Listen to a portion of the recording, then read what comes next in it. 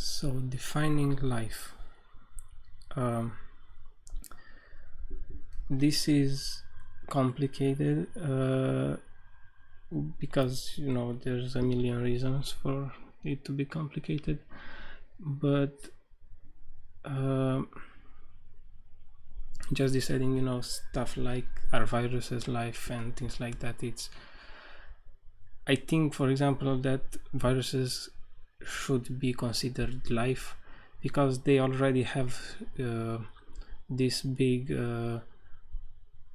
part of life, which is self-replication, and that's actually very important, or a big characteristic of what is life. So in short, I was thinking, just a second. So life is a metabolic structure that preserves itself in its environment. So this could be,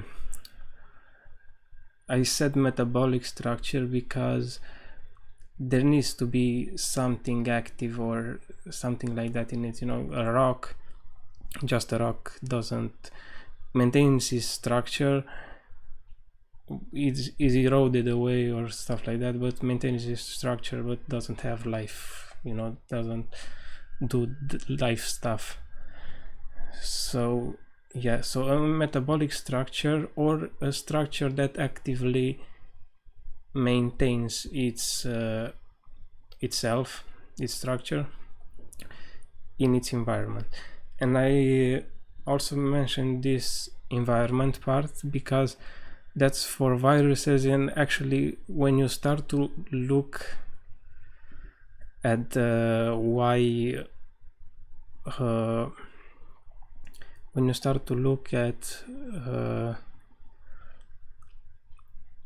what exactly, how to separate life or what is or isn't life, you kind of get to stuff where can life live. For example, viruses, they on their own, they are, you could say, they are not life, but they do have the self-replication possibility if they get inside of a cell with resources. So that, I think, for example, viruses should be considered life because in their environment they do a part of life, the self-replication. So they should be considered life.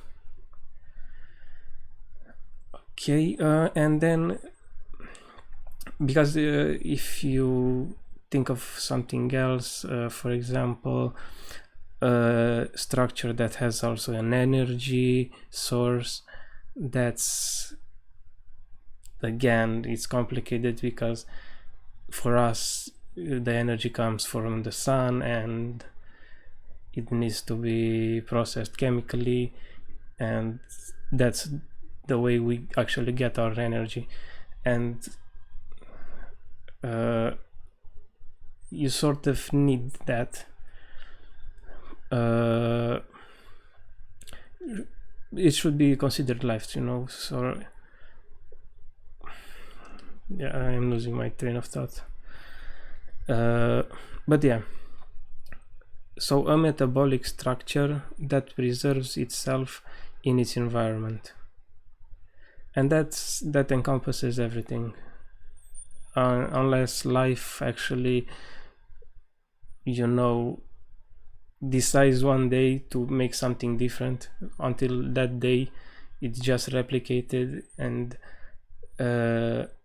evolved through evolution and everything, and then one day decides to do something really different. That's not